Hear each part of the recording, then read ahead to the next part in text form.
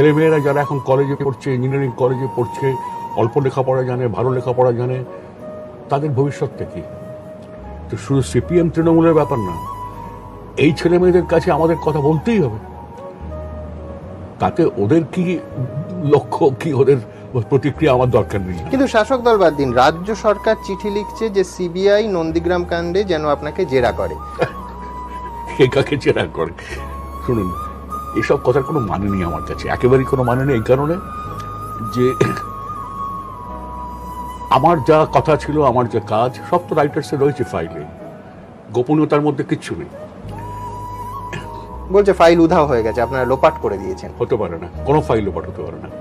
ওখানে সব ফাইল আছে, সব কিছু আছে, প্রকাশ্যে আছে, এবং ওখানে একটি দায়বদ্ধ সরকারের যা করা উচিত ছিল তাই করেছি।